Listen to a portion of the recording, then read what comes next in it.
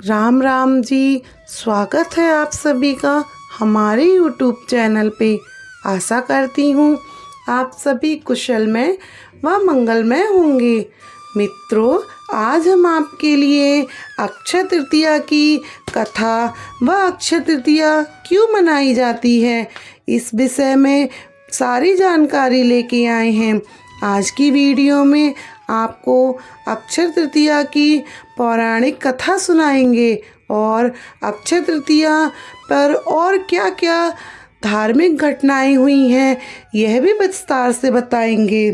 अक्षय तृतीया पर माता लक्ष्मी और भगवान नारायण की पूजा की जाती है। अक्षय तृतीया वाले दिन कई धार्मिक घटनाएं हुई हैं, जिनमें से एक यह है। अक्षय तृतीया को दिन ही भगवान विष्णु ने पृथ्वी को राक्षसों से बचाने के लिए भगवान विष्णु ने अपने छठे रूप में भगवान परशुराम के रूप में पृथ्वी पर अवतार लिया था। अक्षय तृतीया के दिन ही परशुराम भगवान का जन्म हुआ था। परशुराम भगवान ने राक्षसों को मारा और पृथ्वी को राक्षस मुक्त किया। परशुराम भगवान को ब्रह्मांड का रक्षक भी कहा जाता है और उन्हें योद्धा देवता के रूप में पूजा जाता है।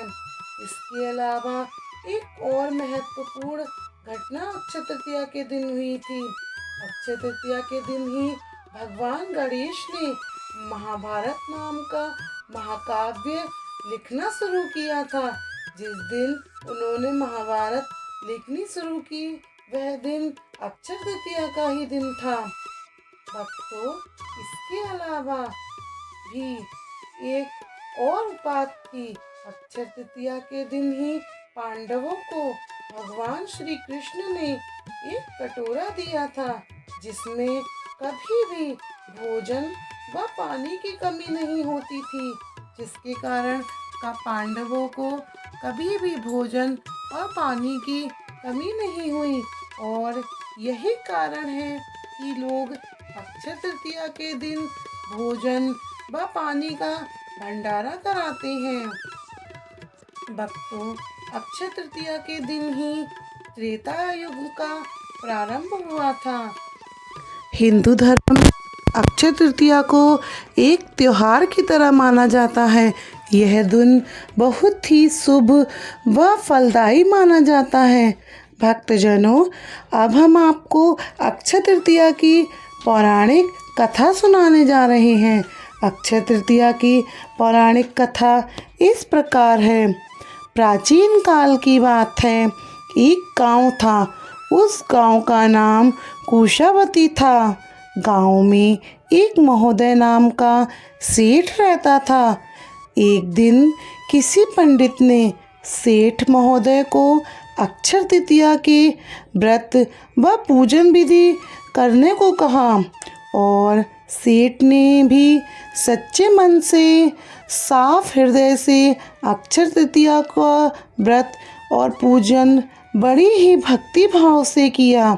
व्रत के प्रभाव से सेठ कुशावती का महाप्रतापी शक्तिशाली राजा बन गया।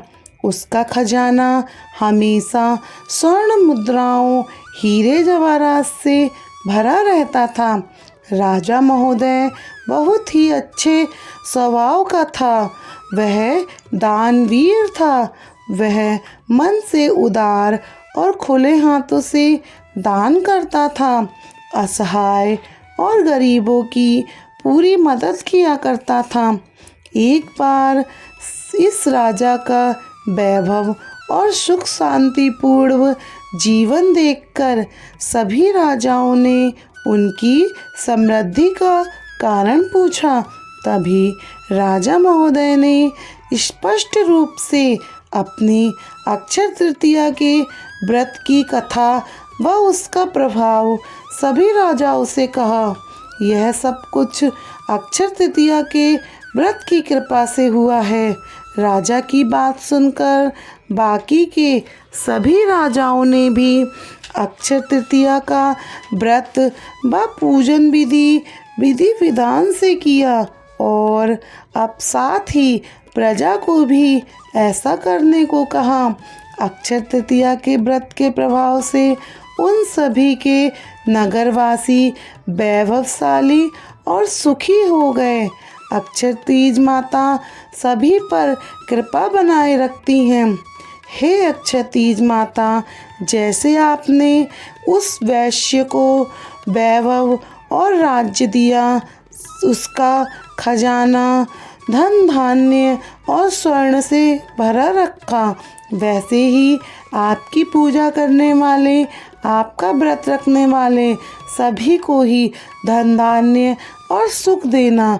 आपकी कृपा हम सब पर बनाए रखना।